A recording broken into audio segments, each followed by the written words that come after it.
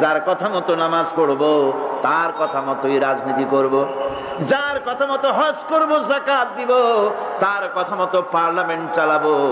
যার কথা মতো হজ করব, যাকাত দিব, সেজদা দিব, তার কথা মতোই বঙ্গভবন আর সেক্রেটারিয়েট চালাবো।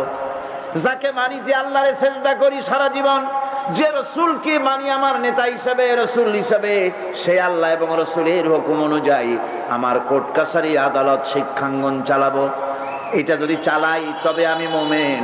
আর যদি না চালাই, সন্দেহে যদি নিপতিত হয়ে যায় যে কোরআন থাকবে মসজিদে, আমার পার্লামেন্টে কোরআন ঢুকতে পারবে না।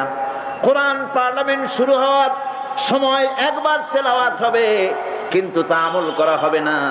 অনুষ্ঠানগুলি শুরু হবে কোরআন দিয়ে, কিন্তু তা আমল করা হবে না।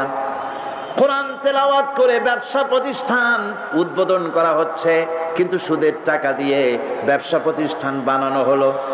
বিবাহ পড়ানো হচ্ছে কোরআনের আয়াত দিয়ে, কিন্তু যৌতুক গ্রহণ করা হারাম, সেই যৌতুক দিয়ে বিয়ে উদ্বোধন করা হলো।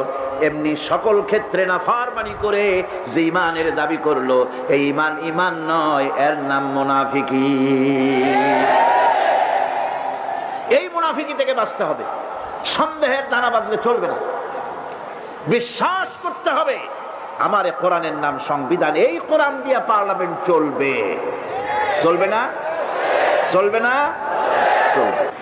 এখন সত্যিকারের ইমানদারের পরিচয়টা কি?